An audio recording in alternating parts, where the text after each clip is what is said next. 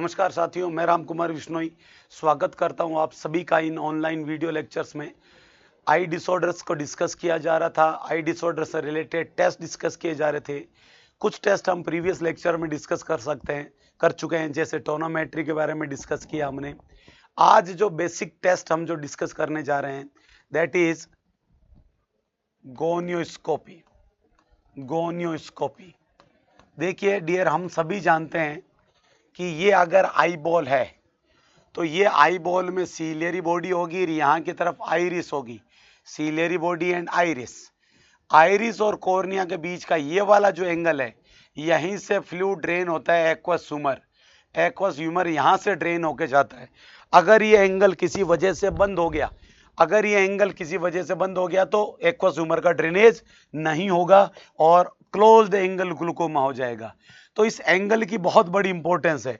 Angle open है या close है तो कितने डिग्री क्लोज है, नैरो है तो कितना संकड़ा हो गया है, ये सब पता लगाने के लिए जो टेस्ट किया जाता है उससे गोनियोस्कोपी किया जाता है। गोनियोस्कोपी में जो बेसिकली इंस्ट्रूमेंट काम में लेते हैं that is known as gonioscope. Gonioscopy में काम में आने वाले इंस्ट्रूमेंट को क्या कहा जाएगा? गोनियोस्कोप कहा जाएगा। एक चीज याद रखेगा, it is used to assess angle between cornea and iris. जी हाँ, ये कॉर्निया और आइरिस के बीच के एंगल का पता लगाने के लिए टेस्ट काम में लिया जाता है बेसिकली। बिल्कुल क्लियर हो गया। नेक्स्ट, कंफ्यूज नहीं होना आपको, एक चीज याद रखेगा, एक टर्म और है गोनियोमीटर। गोनियोमीटर एक इंस्ट्रूमेंट होता है जिसे रेंज ऑफ मोशन के लिए, कि कोई चीज है अगर हाथ में फ्लेक्शन हो रहा है तो कितने डिग्री का हो रहा है उसका पता लगाने के लिए, रेंज ऑफ मोशन को असेस करने के लिए गोनियोमीटर काम में लेते हैं। और आई में एंगल जो है आइरिस और कॉर्निया के बीच में, उसका पता लगाने के लिए गोनियोस्कोप काम में लेते हैं। इस इमेज से देखते हैं कि वो इंस्ट्रूमेंट कैसा होता है।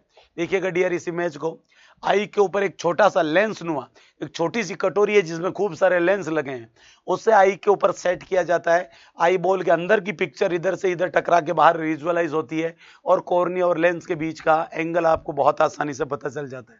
ये ग्लूकोमा का टाइप डिसाइड करने में कि ओपन एंगल है या क्लोज्ड एंगल है, उसमें ये मददगार करता है। अभी तक यहां से क्वेश्चन पूछा नहीं गया है, इट मींस अब पूरी संभावना बनती है कि गोनियोस्कोपी से क्वेश्चन पूछा जाएगा। गोनियोस्कोपी के बाद अगर हम बात करें तो नेक्स्ट जो टेस्ट आता है that is ophthalmoscopy. Ophthalmoscopy test का नाम होता है डियर ऑप्थेल्मोस्कोपी, और कुछ लोग इसे फंडोस्कोपी भी कहते हैं, better known as funduscopy. Clear है? क्या किया जाता है इस टेस्ट से? बेसिकली असेस रेटाइना, पूरी की पूरी रेटाइना को असेस किया जाता है, specially optic disc, specially ocular fundus यानी फंडस ओकुलाई जिसे कहा जाता है उसको डिस्कस किया जाता है। और फंडस ओकुलर में दो चीजें आती है, एक तो आपकी ऑप्टिक डिस्क आती है और उसके लेटरली मौजूद येलो स्पॉट आता है। तो येलो स्पॉट और ऑप्टिक डिस्क को बेसिकली असेस किया जाता है, बाकी करने को तो पूरी रेटाइना को ही विजुअलाइज कर सकते हैं। इस टेस्ट का नाम होता है ऑप्थेल्मोस्कोपी। इसमें जो इंस्ट्रूमेंट काम में लिया जाता है डियर, उसे कहा जाता है ऑप्थेल्मोस्कोप।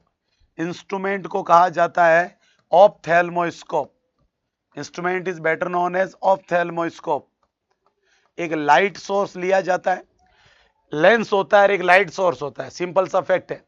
लाइट आंख के अंदर गिराई जाती है, प्लस लेंस की वजह से वो लाइट जाके रेटाइना टकराती है, तो रेटाइना में से रेटाइना चमक जाती है, इल्यूस्ट्रेट हो जाती है और उसके बाद रेटाइना को देख लिया जाता है।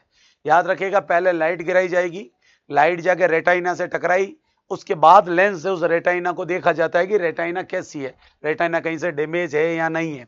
अगर इस टेस्ट की हम बात करें तो it is of basically two types. ये बेसिकली दो टाइप्स का होता है डियर, याद रखिएगा ऑप्थेल्मोस्कोपी। कौन कौन सा? एक होता है डायरेक्ट ऑप्थेल्मोस्कोपी और एक होता है इनडायरेक्ट ऑप्थेल्मोस्कोपी। एक डायरेक्ट और एक इनडायरेक्ट।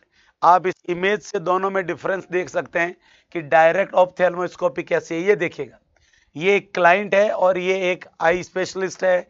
ये एक इंस्ट्रूमेंट की मदद से इस पेशेंट की आई को ऑब्जर्व कर रहे हैं। एक्चुअल में ये जो मार्कर जैसा एक इंस्ट्रूमेंट है, पेन जैसा, यहां से लाइट इसकी आई में गिराई जा रही है। जब लाइट जाके सीधी लेंस को पार करके रेटाइना से टकराएगी तो अब इसमें लगे हुए लेंस से उस रेटाइना को देखा जा रहा है। क्लियर है? ये देखिएगा इस इंस्ट्रूमेंट को, ये सिंपल। यहां पे देखिए एक जगह लाइट सोर्स होगा और एक जगह कौन होगा, लेंस होगा। लाइट गिराई जाएगी एक पॉइंट से और दूसरे पॉइंट पे लगे हुए लेंस से रेटाइना को देखा जाएगा। आपके हाथ में है सीधा इंस्ट्रूमेंट, आप डायरेक्ट चेक कर रहे हैं, वहीं से लाइट गिरी है, वहीं से ऑब्जर्व कर पा रहे हैं, इसलिए इस इंस्ट्रूमेंट को डायरेक्ट ऑप्थेल्मोस्कोप कहा जाता है। और अगर दूसरा देखें तो ये देखिएगा, ये हेल्थ केयर प्रोवाइडर खुद के हेड पे वियर करता है, खुद के सर पे वियर करता है, ऐसा इंस्ट्रूमेंट होता है। यहां लेंस को होल्ड करके रखते हैं, यहां से लाइट आती है, लाइट लेंस के थ्रू अंदर जाती है और अब इस लेंस की मदद से आंख को देखा जा रहा है। यानी देखा तो लेंस की मदद से ही जाता है और देखने के लिए लाइट गिराई जाती है। एक तो लेंस और ऑप्थेल्मोस्कोप एक ही हैंडल पे हैं, डायरेक्ट कर पा रहे हैं, और एक लाइट कहीं और से आ रही है, देख किसी और लेंस से रहे हैं, इनडायरेक्ट मेथड काम में ले रहे हैं। तो डायरेक्ट ऑप्थेल्मोस्कोपी और इनडायरेक्ट, अगर ये डायग्राम आता है एग्जाम में, इट इज इनडायरेक्ट ऑप्थेल्मोस्कोपी, और कल को अगर ये डायग्राम आता है तो याद रखिएगा that is a direct ophthalmoscopy. ये दोनों में बेसिक डिफरेंस है। देखिएगा कुछ बेसिक डिफरेंस इनसे बनने वाली इमेजेस वगैरह के अंदर भी है। अभी हमने कहा कि डायरेक्ट में एक इंस्ट्रूमेंट था, उसको आई से कितनी डिस्टेंस पे रखते हैं, याद रखिएगा। उसका जो लेंस होता है उसको आई से 2 सेंटीमीटर डिस्टेंस पे, केवल 2 सेंटीमीटर, आई से केवल 2 सेंटीमीटर डिस्टेंस पे रखा जाता है। जबकि इसमें जो डिस्टेंस होती है वो अप्रोक्स 10 सेंटीमीटर होती है, 2 हैंड्स बोलते हैं, लगभग 10 सेंटीमीटर डिस्टेंस पे इस इंस्ट्रूमेंट को रखा जाएगा, 2 सेंटीमीटर की और 10 सेंटीमीटर की। इसमें बनने वाली जो इमेज होगी, डियर हमेशा याद रखेगा कि यहां कैसी इमेज होगी। एक ट्रिक से याद करना है, देवी माँ, देवी से याद करना, देवी, डी का मतलब डायरेक्ट, ई का मतलब इरेक्ट, जी हाँ बिल्कुल सीधी इमेज बनेगी। वी का मतलब वर्चुअल यानी आभासी इमेज बनेगी, और I for image. Direct ophthalmoscopy से इरेक्ट विजुअल और इमेज बनती है। इससे बनने वाली इमेज इरेक्ट होती है, यानी सीधी की सीधी खड़ी होती है, उल्टी नहीं होती। अगर कोई इमेज है जिसमें सर ऊपर है तो इसमें सर ऊपर ही बनेगा और आभासी बनेगी, एक्चुअल नहीं बनेगी। जबकि यहां बनने वाली जो इमेज होती है वो इरेक्ट के ऑपोजिट होती है, यानी inverted, that is inverted, inverse होती है। वो विर्चुअल नहीं होती, वो रियल इमेज होती है, दैट इज रियल इमेज। ये दोनों में डिफरेंस है। कौन सी ऑप्थेल्मोस्कोपी से रियल इमेज बनती है, इनडायरेक्ट से, किससे विर्चुअल इमेज बनती है, डायरेक्ट से। ये दोनों में बेसिक डिफरेंस है। क्लियर है? देवी से आप याद कर सकते हैं। Second, magnification. हमने कहा कि इसमें रेटाइना को देखा जाता है, तो रेटाइना को देखने के लिए तो आपको इस पिक्चर को जूम करना पड़ेगा, मैग्नीफाइड करना पड़ेगा। बिल्कुल सही कहा। ये जो सीन है आपका डायरेक्ट वाला, इस डायरेक्ट के अंदर आप 15 टाइम्स मैग्नीफाइड कर देते हैं, इमेज को 15 गुना ब्रॉड कर देते हैं, 15 गुना मैग्नीफाइड कर देते हैं। जबकि इनडायरेक्ट में केवल कितने टाइम्स, 5 टाइम्स। इसमें 5 टाइम्स मैग्निफिकेशन पॉसिबल है, जबकि इसमें कितना मैग्निफिकेशन, 15 टाइम्स मैग्निफिकेशन है। लेकिन सबसे बड़ा अंतर आता है एरिया का, सबसे बड़ा डिफरेंस आता है डियर एरिया का। देखिएगा जो आप डायरेक्ट मेथड काम में लेते हैं, ये माना मैग्निफिकेशन जबरदस्त करता है, लेकिन 2 इंटू ऑप्टिक डिस्क, केवल ऑप्टिक डिस्क और उसके आसपास का थोड़ा बड़ा एरिया, और यानी ऑप्टिक डिस्क के दुगने एरिया कोई देख सकता है। ऑप्टिक डिस्क और उसके चारों तरफ का एरिया यानी 2 इंटू ऑप्टिक डिस्क दे सकता है, जबकि ये 8 इंटू ऑप्टिक डिस्क, जितना एरिया ऑप्टिक डिस्क का होता है उसके चारों तरफ 8 गुना बड़े एरिया को देख सकता है।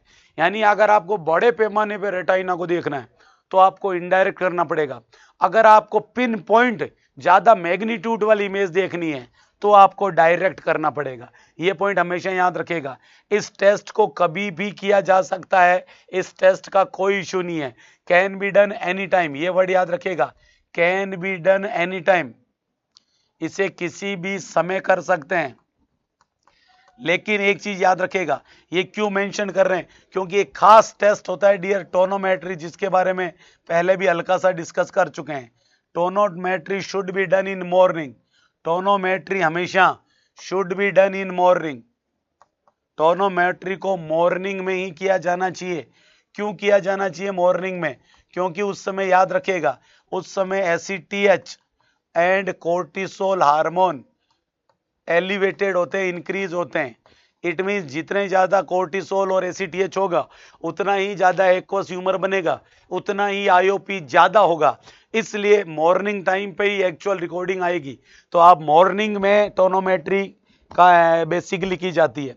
अब देखिएगा डियर, अगर आगे टेस्ट की बात करें हम, गोनियोमेट्री के बाद ऑप्थेल्मोस्कोपी हो गया। नेक्स्ट कुछ बेसिक टेस्ट और है डियर। अगला टेस्ट आपका आता है Ishihara test. Ishihara test, Ishihara test, ये देखिएगा, एक इमेज से सब कुछ क्लियर हो जाएगा। कलर ब्लाइंडनेस का पता लगाने के लिए, कलर ब्लाइंडनेस का एक सिंपल सी बुकलेट आप देख पा रहे हैं, और इस बुकलेट को अगर गौर से देखें तो इस बुकलेट के अंदर खूब सारे पेजेस होते हैं जिनमें कलर्स में कुछ लिखा हुआ होता है। जी हाँ, जिनमें कलर्स में कुछ लिखा हुआ है, खास कलर्स में कुछ लिखा हुआ है, और इसे कहा जाता है बेटा जी किस नाम से? That is known as Ishihara charts. देखिएगा, इसके अंदर सेंटर में कुछ नंबर लिखे हुए हैं, जैसे यहां लिखा हुआ है 15, यहां लिखा हुआ है 74। वो सेंटर के कलर जो होते हैं ना, वो जिस कलर में लिखा होता है वो प्राइमरी कलर्स में होते हैं। रेड, ब्लू और ग्रीन, तीन प्राइमरी कलर्स होते हैं, red, blue and green, these are primary colours. और इसके पेरीफेरी में जो कलर होते हैं वो कंफ्यूजिंग कलर होते हैं, ताकि आपको ढंग से लिखा हुआ नजर ना आए। एक्चुअल में रेड कलर, ब्लू कलर और ग्रीन कलर के लिए आप में ब्लाइंडनेस है या नहीं है, ये इस टेस्ट कप से पता लगाया जाता है। क्लियर है? सेंटर में प्राइमरी कलर, पेरीफेरी में कंफ्यूजिंग कलर होते हैं। बहुत सारी शीट्स होती है, ठीक है। पहली शीट में अगर आपने गलत जवाब दे दिया तो आपको रवाना कर दिया जाता है। इसके बाद इसको आगे दोबारा मतलब टेस्ट को फॉरवर्ड नहीं करते हैं, ये हमेशा याद रखेगा। इसे कलर ब्लाइंडनेस के लिए काम में लेते हैं। इट मीन्स कौन सी सेल की फंक्शनिंग जानने के लिए, कौन सेल की फंक्शनिंग जानने के लिए, for colour blindness. Colour blindness का पता लगाने के लिए टेस्ट किया जाता है। हमने कहा कलरफुल शीट्स होती है, इसमें कलरफुल शीट्स होती है, जिसमें क्या होता है, इन शीट्स का जो सेंटर होता है वहां पे number in primary colours, primary colours में नंबर लिखे जाते हैं। और प्राइमरी कलर्स कौन कौन से होते हैं? तो जवाब मिलेगा रेड, ग्रीन और ब्लू। रेड, ग्रीन और ब्लू इन कलर्स में लिखा जाता है। जबकि पेरीफेरी की बात करें, अगर चार्ट्स के पेरीफेरी की बात करें तो चार्ट्स की जो पेरीफेरी होती है वो कंफ्यूजिंग कलर्स में मेंशन होती है। दैट कंटेंट्स कंफ्यूजिंग कलर्स, ताकि आप कंफ्यूज हो जाएं और ढंग से जवाब ना दे पाएं। ये चार्ट होता है डियर इशिहारा चार्ट्स। पहली शीट फेल होते ही आपको रवाना कर दिया जाता है। ओके डियर, तो कलर ब्लाइंडनेस का पता लगाने के लिए, यानी कौन सेल्स की फंक्शनिंग का पता लगाने के लिए टेस्ट किया जाता है। अब देखिएगा डियर, नेक्स्ट एक जरूरी टेस्ट आता है, that is better known as a fluorescence, fluorescence angiography. Fluorescence angiography यानी ऐसा टेस्ट जो आई को सप्लाई होने वाली ब्लड सप्लाई में कहीं रुकावट तो नहीं आ गई है, उसका पता लगाने के लिए किया जाता है। फ्लोरोसेंस एंजियोग्राफी का मकसद होता है कि ब्लड सप्लाई में कहीं रुकावट आ रही है क्या आंख के, उसका पता लगाने के लिए किया जाएगा। सिंपल सा टेस्ट है। फ्लोरोसेंस का मतलब होता है बेटा जी कॉन्ट्रास्ट टेस्ट। ऐसा टेस्ट जिसमें डाई काम में ली जाती है उसे फ्लोरोसेंस टेस्ट किया जाता है। आईवी डाइज काम में ली जाएगी, आईवी डाई काम में ली जाती है, ये याद रखेगा। डाई वाला टेस्ट है, इसका मतलब पहले कौन सा टेस्ट किया जाएगा? एलर्जी टेस्ट किया जाएगा। जी हाँ, allergy test should be done, allergy test is done, allergy test किया जाता है। हिस्ट्री ली जाती है, assess history of allergy, assess history of allergy for seafood. Seafood, समुद्री जो खाना है उससे कहीं एलर्जी तो नहीं है, फिश से किसी को एलर्जी तो नहीं है। क्यों? क्योंकि इन सब में भरपूर मात्रा में कौन होता है? आयोडीन, और इन सब डाइज में आयोडीन होता है, तो डाई से एलर्जी मतलब आयोडीन से एलर्जी, इन खानों से एलर्जी मतलब आयोडीन से एलर्जी, तो डाई से एलर्जी, इसलिए आयोडीन एलर्जी की हिस्ट्री को असेस किया जाता है। पेशेंट को एक चीज जरूर बताई जाती है कि जब डाई इंजेक्ट की जाएगी, डाई इंजेक्शन किया जाएगा, तो पेशेंट में कौन से सिम्टम्स आएंगे। डाई इंजेक्शन के समय फ्लश्ड सिम्टम आएंगे या फ्लशिंग सिम्टम्स आएंगे, चेहरा लाल हो जाएगा, चेहरे पे वार्मथ फील होगी। फ्लशिंग सिम्टम का मतलब रेड फेस रेड हो जाएगा, चेहरे पे वार्मथ फील होगी, मुंह में मेटेलिक टेस्ट फील होगा, ऐसा लगेगा कि हमने कोई मेटल खा लिया है। ये सब कुछ नॉर्मल फाइंडिंग होती है, ये एबनॉर्मल नहीं है। All these findings are normal finding. तो फ्लशिंग सिम्टम्स नॉर्मल होते हैं, ये वर्ड याद रखेगा, दीज आर नॉर्मल। ये पेशेंट को पहले ही बता दिया जाता है। पेशेंट के डाई इंजेक्ट की जाती है और उसके बाद एक्सरे किया जाता है। एक्सरे आफ्टर डाई इंजेक्शन, खूब सारे एक्सरे किए जाते हैं। डाई को इंजेक्ट करने के बाद एक्सरे किए जाएंगे और उन एक्सरे से पता चलेगा कि कहाँ ब्लॉकेज आ गया है, कहाँ कोई इश्यू है। इस टेस्ट का ये प्राइम मकसद होता है। बस इतना सा याद रखिएगा डियर, आफ्टर स्किन का कलर हो जाता है येलो, डाई इंजेक्ट करने के बाद स्किन कलर येलो हो जाता है, और जो क्लाइंट यूरिन पास करता है, क्लाइंट जो यूरिन पास करता है वो ब्लू ग्रीन, याद रखिएगा, वो ब्लू ग्रीन यहीं तो ब्राउन कलर का हो जाता है, ब्लू ग्रीन या ब्राउन कलर का, that is of blue green या ब्राउन कलर। ब्लू ग्रीन या ब्राउन बोले तो मैं यहां बोलूं तो ऑरेंज कलर, ब्लू ग्रीन या ऑरेंज कलर का यूरिन बाहर आने लग जाता है। ये नॉर्मल फाइंडिंग है, इसे घबराने की जरूरत नहीं है। बस पते की चीज तो ये है कि डाई फटाफट बाहर चली जाए, इसलिए इंक्रीज फ्लूइड इनटेक। टेस्ट होने के बाद फ्लूइड इनटेक हद से ज्यादा करवाया जाता है ताकि डाई बाहर चली जाए। डाई बहुत फोटोसेंसिटिव होती है, इसलिए advice client to wear goggles, advice client to wear, client को सलाह दी जाती है कि वो आई ग्लासेज पहने, वो गॉगल्स पहने ताकि फोटो सेंसिटिविटी ना हो, और जब तक पूरी तरह डाई बाहर ना निकल जाए तब तक अवॉइड सनलाइट एक्सपोजर। कुछ दिनों तक वो सनलाइट एक्सपोजर अवॉइड करें, नहीं तो वही बात है कि उसे फोटो सेंसिटिविटी हो जाएगी। तो सनलाइट को अवॉइड करना है और आई ग्लासेस पहन के रखना है। ये वाला टेस्ट कहलाता है आपका बेसिकली एंजियोग्राफी और फ्लोरोसेंट एंजियोग्राफी, क्योंकि डाई डाल के एक्सरे कर रहे हैं आप, that's why this is known as fluorescent angiography. Next जो बेसिक टेस्ट होता है dear, that is red eye reflex, उसे रेड आई रिफ्लेक्स कहा जाता है। रेड आई रिफ्लेक्स का मतलब क्या होता है कि जब आप आंख पे लाइट डालते हैं, लाइट ऑन आई, तो वो क्रॉस करके सब चीजों को किससे टकराती है, रेटाइना के, और रेटाइना को भी पार करके चली जाती है किसके पास, कोरोइड के पास में। क्लियर है? और कोरोइड उन लाइट रेज को क्या कर लेती है, एब्जॉर्ब कर लेती है। ये हमने नॉर्मल एनाटॉमी फिजियोलॉजी में डिस्कस किया था कि जब भी आंखों पे लाइट गिराई जाएगी, लाइट एंटीरियर चैम्बर को पार करके, लेंस को पार करके, पोस्टीरियर चैम्बर को पार करके रेटाइना से टकराएगी और रेटाइना को पार करके कोरोइड में जाएगी, कोरोइड लाइट को एब्जॉर्ब कर लेता है। Is it clear? यस। अब अगर आप कुछ खास तरीके के लेंसेज यूज करके उन्हें देखें, डिम लाइट में अगर लाइट डाल के देखें, तो आपको वो जो आईज होती है वो रेड नजर आती है, क्योंकि वो लाइट जाके गिर रही है कोरोइड पे, कोरोइड रेड ब्राउन कलर की, डार्क ब्राउन कलर की, तो आंखें लाल लाल नजर आती है। अगर रेड आई रिफ्लेक्स प्रेजेंट है तो ये नॉर्मल फाइंडिंग है, हमेशा याद रखिएगा। रेड आई रिफ्लेक्स प्रेजेंट होना बीमारी नहीं होती, रेड आई रिफ्लेक्स प्रेजेंट होना क्या होता है, नॉर्मल फाइंडिंग होती है। ये वर्ड याद रखेगा, रेड आई रिफ्लेक्स प्रेजेंट होना इज ए नॉर्मल फाइंडिंग। आप में और हम में रेड आई रिफ्लेक्स प्रेजेंट होना चाहिए, लेकिन अगर किसी पेशेंट में रेड आई रिफ्लेक्स एब्सेंट है, if red eye reflex is absent, red eye reflex absent, इसका मतलब कंडीशन नॉर्मल नहीं है। अब कंडीशन कैसी है, एबनॉर्मल। और ये किस किस कंडीशन में होता है, एक तो कैटरेक्ट के केस में होता है और अगर किसी बच्चे को हो रहा है रेटाइनोब्लास्टोमा, जी हाँ, एक ट्यूमर है आई ट्यूमर, बेटर नोन एज रेटाइनोब्लास्टोमा, तो अगर किसी को कैटरेक्ट या रेटाइनोब्लास्टोमा हो रहा है तो उन केसेस में रेड आई रिफ्लेक्स एब्सेंट होगा। ये कितनी बार पूछा गया क्वेश्चन है, जिसमें कैटरेक्ट के लिए तो हजारों बार पूछा जा चुका है। कैटरेक्ट की फाइंडिंग का कैसे पता लगाते हैं, तो हम कहते हैं रेड आई रिफ्लेक्स एब्सेंट होता है। कैसे करते हैं, इस इमेज से देखिएगा कि अगर कल को इमेज आ गई तो यहां देखिएगा, ये एक बच्चा है जिसकी आंखों पे डिम करके देखिएगा, आपको कैसे दिखाई देगा। आपको आंखों पे लाइट गिरानी है और रूम में डिम लाइट रखनी है।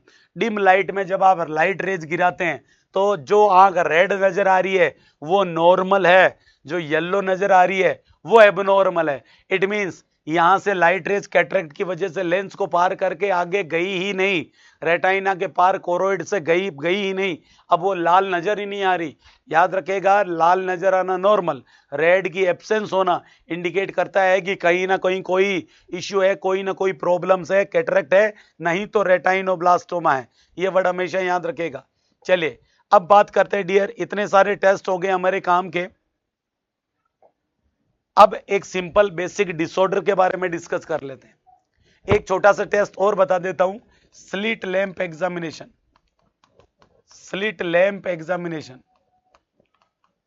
स्लिट का मतलब होता है फरो, खांच, एक फरो, और लैंप का मतलब लाइट।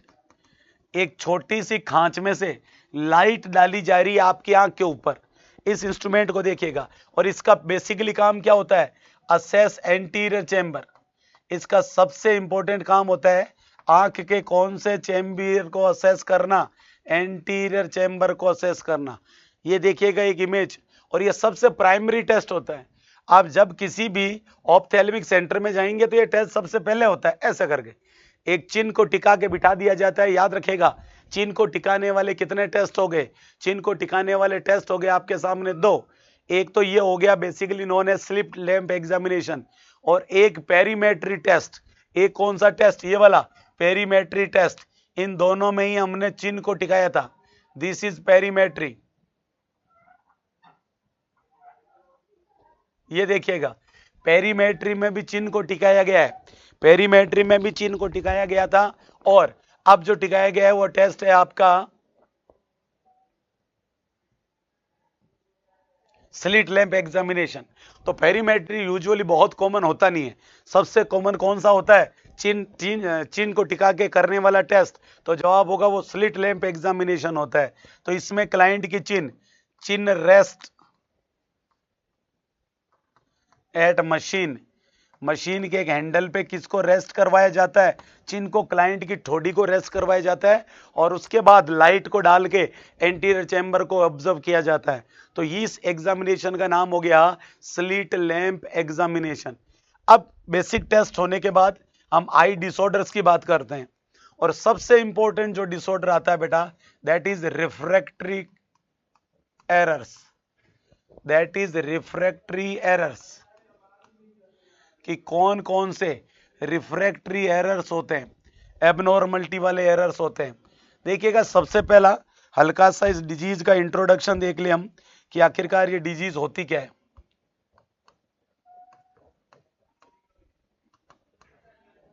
देखिएगा डियर, रिफ्रैक्शन के मायने होते हैं, रिफ्रैक्शन का मतलब होता है लाइट को बेंड कर देना।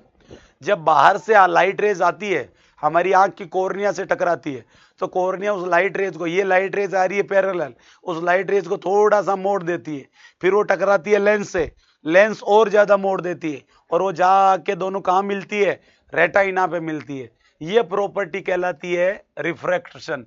तो refraction means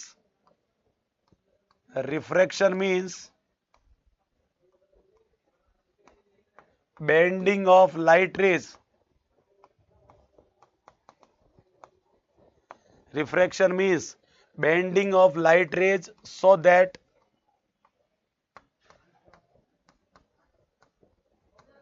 they can focus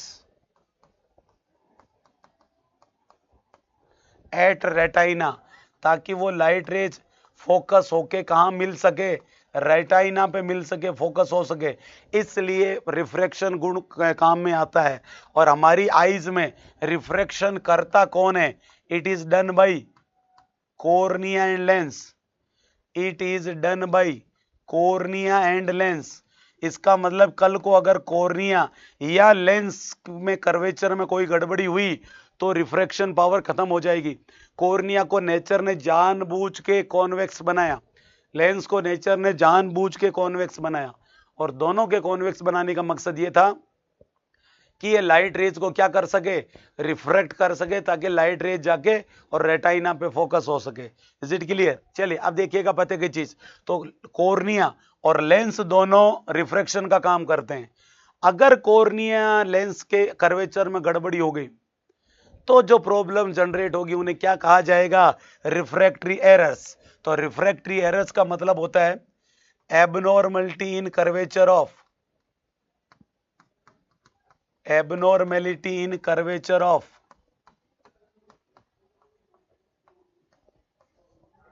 cornea and lens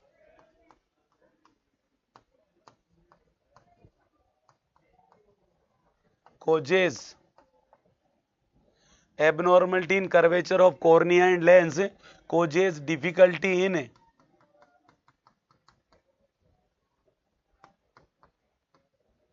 light refraction. इसकी वजह से लाइट का क्या नहीं होगा?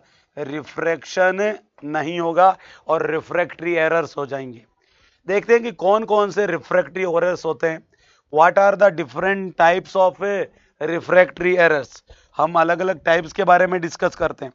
चलिए सबसे पहले बात करें रिफ्रैक्टरी एरर्स कितने टाइप के होते हैं dear. Refractory errors are of 4 types. Basically refractory errors को 4 कैटेगरी में डिवाइड किया गया है। और सबसे पहला जो रिफ्रैक्टरी एरर्स है जिसकी हम बात करने वाले हैं, दिस इज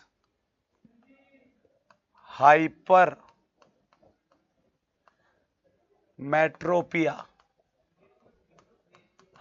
मेट्रोपिया, और कुछ लोग इसे सिंपल लैंग्वेज में मेट्रोपिया भी कहते हैं। हाइपर मेट्रोपिया या मेट्रोपिया। देखिएगा कुछ छोटी छोटी सिंपल सी ट्रिक्स है याद करने की। आपको इन डिजीज में 4 बेसिकली चीजें याद करनी है। क्या क्या करनी है पहले सुनिएगा कि कौन सी चीज आपको दिखाई देती है, यू आर एबल टू सी। कहां की चीज आप देखने के काबिल हो, एबल टू सी, पास की है दूर की। दूसरा, कहां की चीज आप देखने के काबिल नहीं है, नॉट एबल टू सी। कहां दूर की दिखाई दे रही है या पास की, या पास की दिखाई नहीं दे रही है, दूर की नहीं दिखाई दे रही। प्लस फोकस पॉइंट कहां है। तीसरी चीज जो काम देने वाली है वो है फोकस पॉइंट कहां है। फोकस पॉइंट आंख के रेटाइना के पहले है या बाद में। फोकस पॉइंट इज बिफोर और आफ्टर। रेटाइना से पहले या रेटाइना के बाद, पहले है या बाद में, कहां है फोकस पॉइंट। लास्ट में कौन सा लेंस काम में लिया जाएगा। ये 4 सबसे जरूरी चीजें होती है कि कहां का दिखाई दे रहा है, कहां का दिखाई नहीं दे रहा है, फोकस पॉइंट कहां बन रहा है, और ट्रीटमेंट के लिए कौन सा लेंस काम में लिया जा रहा है। देखिएगा डियर, एक डायग्राम से क्लियर करने की कोशिश करते हैं। ये चारों पॉइंट आपकी जबान पे होने चाहिए। कहां का दिख पा रहा है, कहां का नहीं दिख पा रहा, लेंस कौन सा काम में लेंगे। ओके, एक सिंपल इमेज से डायग्राम से क्लियर करने की कोशिश करता हूं।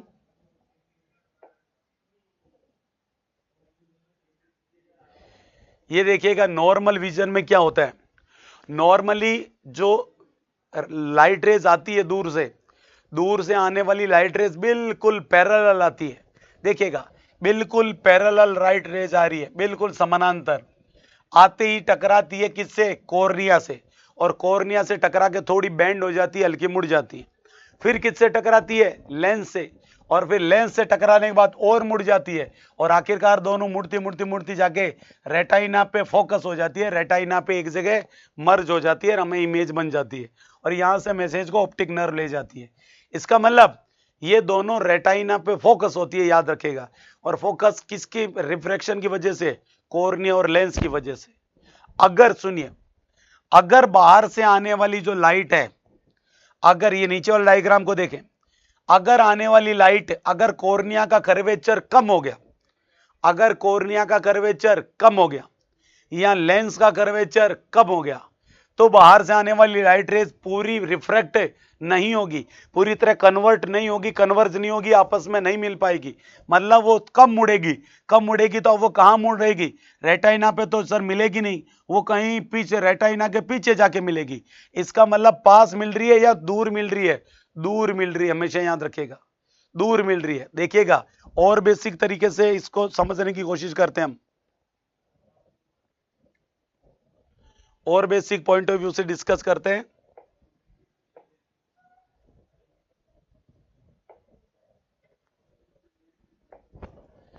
तीन डायग्राम, पहले नॉर्मल की बात कर लेता हूं। ये रहा हमारा normal eye, this is normal eye, और ये रहा हमारी कॉर्निया, और ये रहा हमारा लेंस। अब देखिएगा डियर क्या होगा, बाहर से जो लाइट रेज आती है, जो लाइट रेज आती है, ठीक है, दूर से जो लाइट रेज आती है वो कैसी होती है?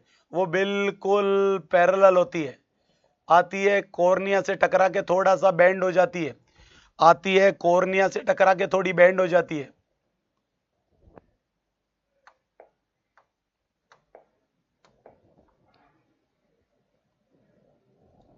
बाहर से आने वाली लाइट रेज सबसे पहले कॉर्निया से टकराएगी, और टकराती थोड़ी बेंड हो जाएगी, और हल्की सी बेंड होके अंदर की तरफ मुड़ गई, लेंस से टकराई, फिर लेंस से बेंड हुई, और तब जाके आपस में मिल पाई कहां पे?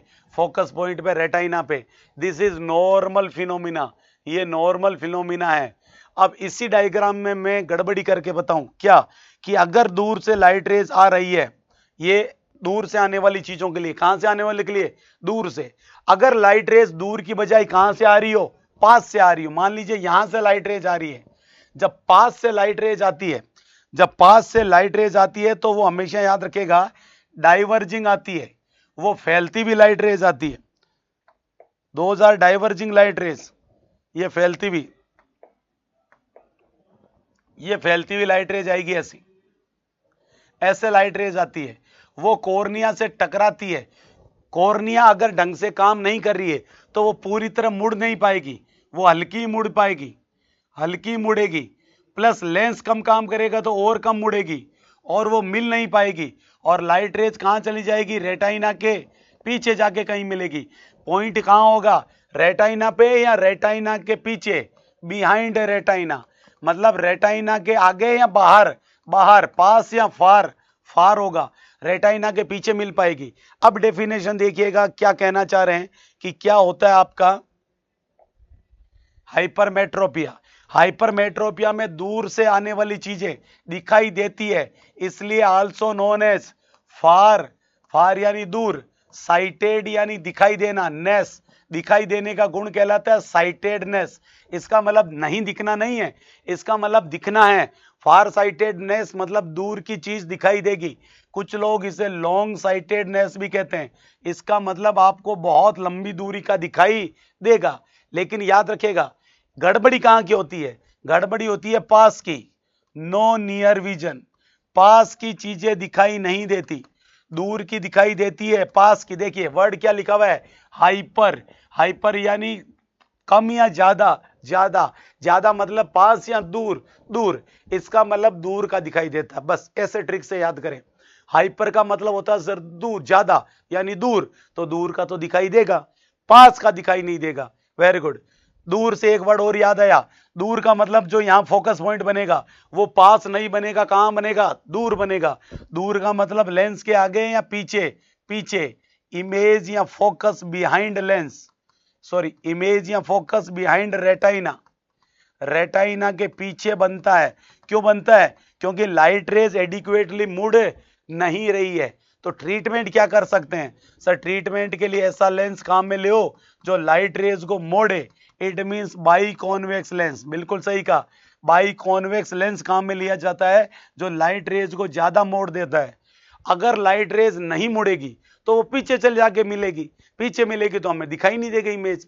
पास की दिखाई नहीं देगी।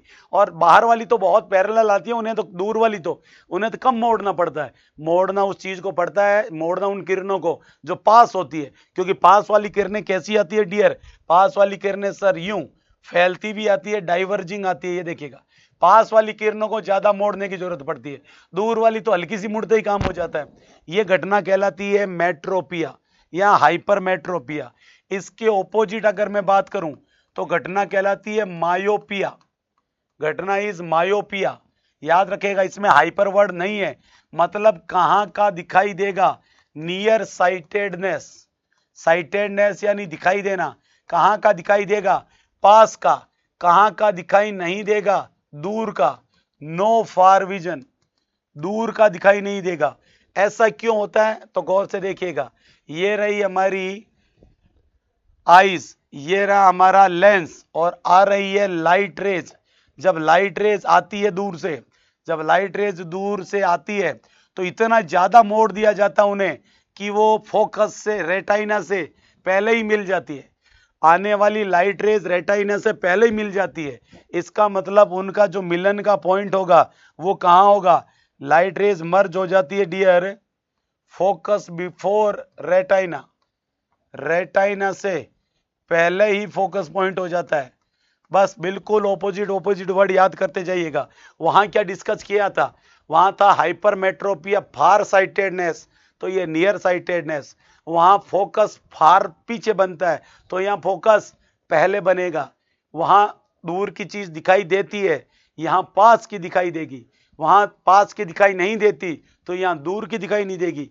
उसके ट्रीटमेंट के लिए ऐसा लेंस चाहिए था जो किरणों को मोड़े, ज्यादा मोड़े, क्योंकि वो दूर इमेज बन रही थी, यहाँ तो पास में बन रही है। तो ऐसा लेंस चाहिए जो इन किरणों को थोड़ा फैला दे, ताकि थोड़ी पीछे जाके, टाइम पे जाके, मौके पे जाके मिले।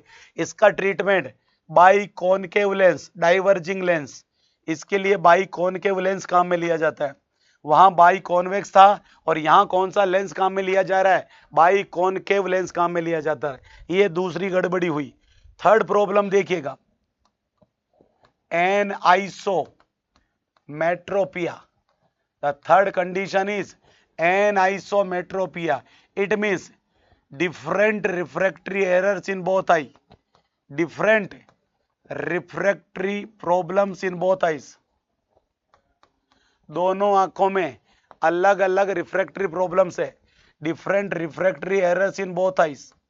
दोनों आंखों में अलग अलग इश्यूज है, तो इस प्रकार की प्रॉब्लम को एनाइसोमेट्रोपिया कहते हैं।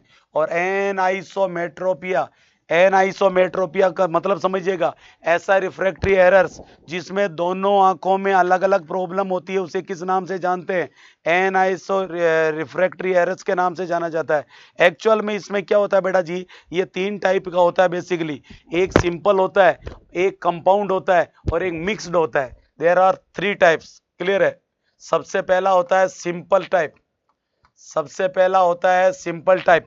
अच्छा, सिंपल रिफ्रैक्टरी एरर्स के क्या मायने हैं? सिंपल रिफ्रैक्टरी एरर्स के मतलब है कि वन आई normal,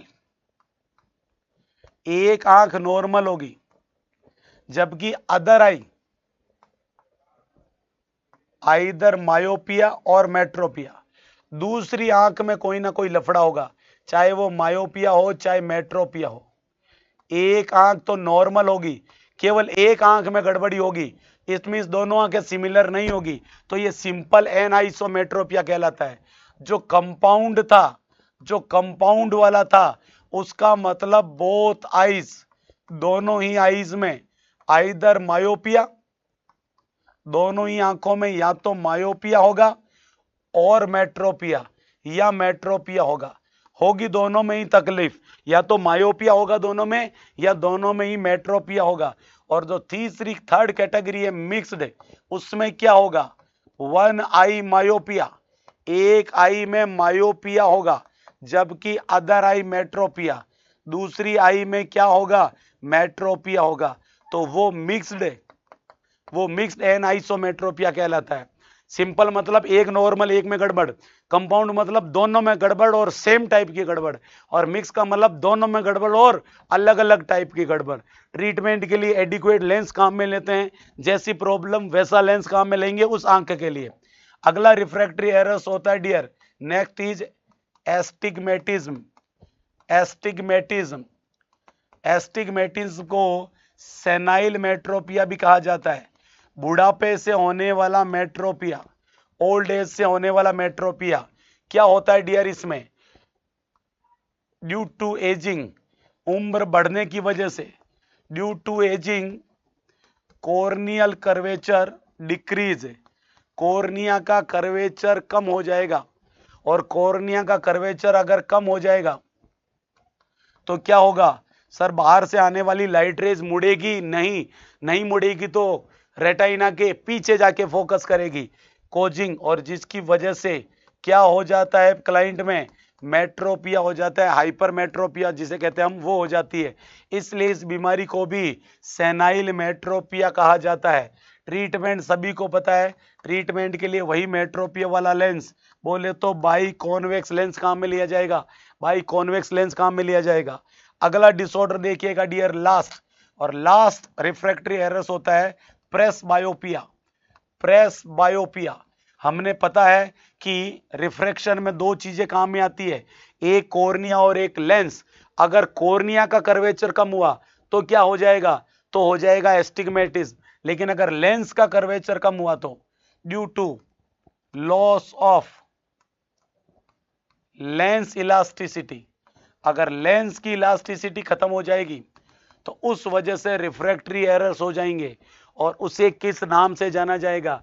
lens elasticity. So clear है, रिफ्रैक्टरी एरर्स डेवलप हो जाएंगे, इस वजह से रिफ्रैक्टरी एरर्स डेवलप हो जाएंगे। Is it clear? बिल्कुल सही कहा सर। प्रेस बायोपिया में लेंस के कर्वेचर में गड़बड़ी आ जाती है, प्रेस बायोपिया में लेंस के कर्वेचर में गड़बड़ी आ जाती है, जबकि बेसिकली जो एस्टिग्मेटिज्म होता है हमारा, उस एस्टिग्मेटिज्म के अंदर कॉर्निया के कर्वेचर में गड़बड़ी आ जाती है।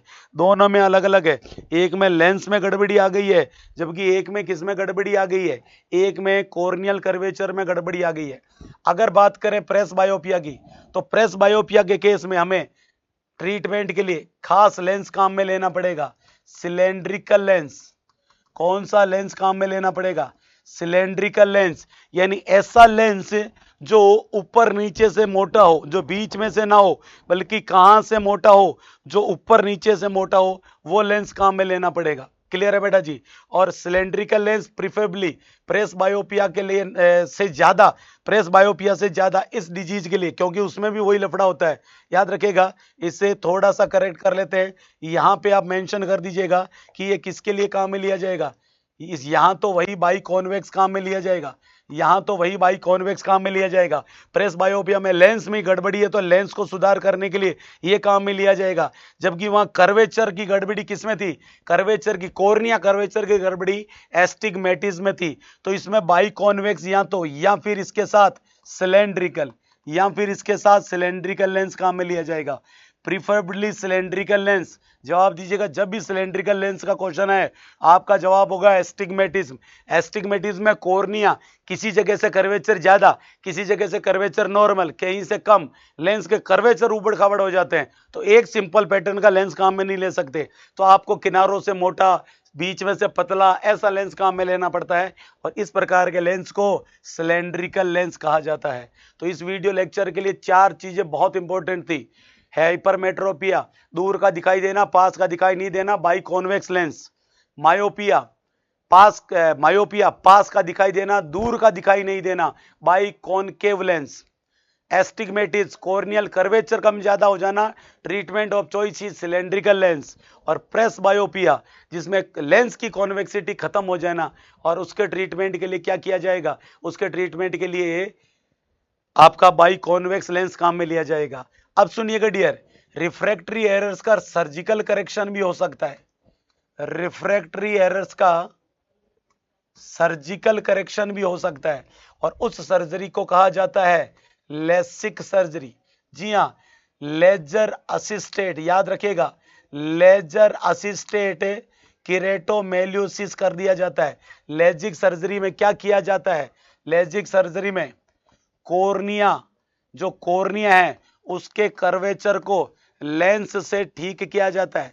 corneal curvature corrected by laser rays, corneal curvature corrected, corneal curvature is corrected by laser. जी हाँ, लेजर रेज की मदद से कॉर्नियल कर्वेचर को ठीक करना। इस टेस्ट को किस नाम से, इस थेरेपी को कौन सी थेरेपी कहा जाता है? तो जवाब आएगा this therapy is laser therapy.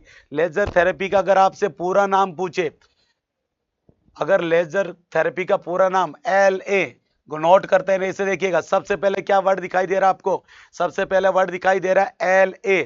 LA का मतलब क्या हुआ? Laser assisted, that is laser assisted, याद रखिएगा। इसके बाद I का मतलब हो गया लेजिक, LI, सॉरी ऊपर की तरफ बात कर रहे हैं हम, इसे हटाइए। LA का मतलब हो गया लेजर। इसके बाद LAS, सॉरी LAS हो गया लेजर।